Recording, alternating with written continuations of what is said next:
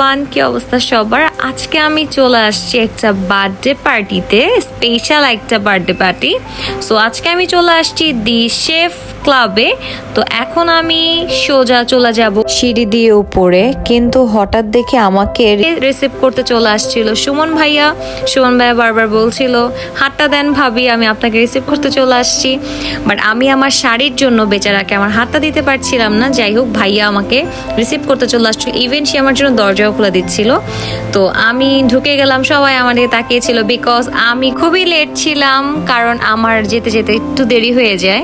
তো যাই হোক, আমি ঢুকে একটু রং ঢং করছিলাম। আর এই যে আমার হচ্ছে বান্ধবীরা, একে আজকে আমি সাজিয়েছি। সবাই একটু কমেন্ট করে জানাবেন ওকে কেমন লাগছে, আমার প্রিটি ভাবিটাকে। আর ওই যে ববি বসা, ববিকেও আমি সাজিয়েছি। অল্প সময়ে যতটুকু সুন্দর করে দুজনকে সাজানো যায় আমি আমার বেস্টটা ট্রাই করেছি। সবাই বলবেন তাদের দুজনকে কেমন লাগছে, ঠিক আছে? আর এই যে দুই বান্ধবী মিলে একটু ঢং করে ভিডিও করছিলাম। আমরা যেহেতু মেয়ে মানুষ, আমরা আবার কোথাও গেলে একটু সাজুগুজু করে ঢং আবার নাই করব? এই দেখেন অবস্থা কি করছিলাম দুইজন মিলে।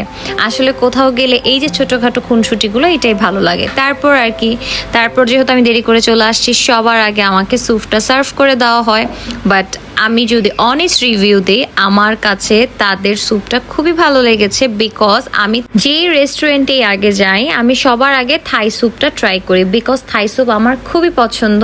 যেই রেস্টুরেন্টে আমি যাব, সবার আগেই থাই স্যুপটা ট্রাই করি, বিকজ আমি থাই স্যুপ লাভার। সো যদি আমি আমার অনেস্ট রিভিউ দিই, আমার কাছে খুবই ভালো লেগেছে। তারপরে চলে আসি প্লেটারে। প্লেটারটাও খুবই মজার ছিল। আর তারপরে চলে আসলাম একটু আয়নায় নিজেকে, নিজের বান্ধবীদের নিয়ে ভিডিও করতে। তো তারপরে চলে যাব সোজা আমরা কেক কাটিংয়ে। সরি গাইস, কেক কাটিংয়ের আমার কাছে ভিডিও নাই, তাই আমি ছবিগুলো অ্যাড করে দিচ্ছি।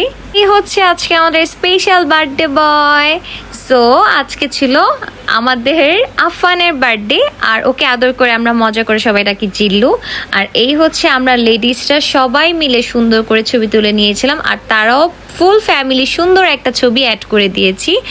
আর পার্টি করার জন্য আমি মনে করি বেস্ট জায়গা হচ্ছে দি শেফস ক্লাব, বিকজ যারা আমরা মগবাজারের বাসিন্দা আছি তাদের জন্য তো আরও ভালো, কারণ খুবই কাছে। লোকেশন হচ্ছে মগবাজার ওয়ারলেস সেঞ্চুরি মার্কেটের অপর সাইডে। আজকের ব্লগটি যার যার ভালো লেগেছে একটি লাইক অ্যান্ড শেয়ার করতে ভুলবেন না। আল্লাহ হাফেজ।